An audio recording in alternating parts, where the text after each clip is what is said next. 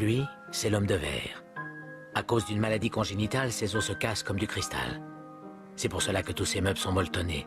La maladie de l'homme de verre dans Amélie Poulain, c'est l'ostéogenèse imparfaite.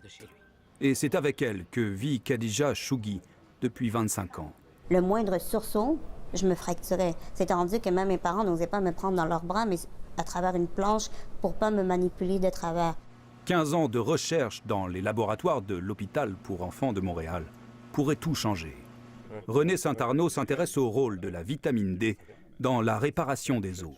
La vitamine D, c'est une molécule inactive. Il faut qu'elle soit transformée 2 fois avant de devenir une forme hormonale. Les gens ont toujours considéré que ce métabolite-là était une forme inactive. Mais pas l'équipe du docteur Saint-Arnaud. Il y a une raison pour laquelle le corps synthétise cette molécule-là, c'est pas là pour rien.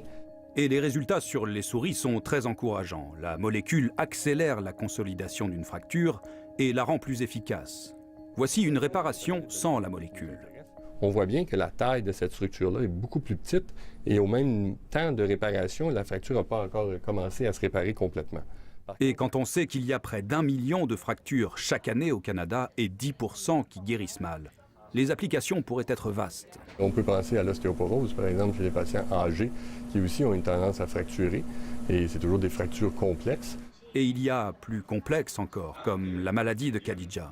C'est pas une fracture, une fois de temps en temps, c'est quelque chose de très récurrent. J'en ai peut-être plus d'une centaine de fractures, j'ai plus fait le compte pour être bien franche avec vous. Mais si un enfant avait la solution miracle pour pouvoir guérir plus rapidement et plus efficacement, je pense réellement que ça pourrait améliorer sa qualité de vie. Reste maintenant à passer des souris aux patients, peut-être dès l'année prochaine. Ici Mathieu Prost, Radio-Canada, Montréal.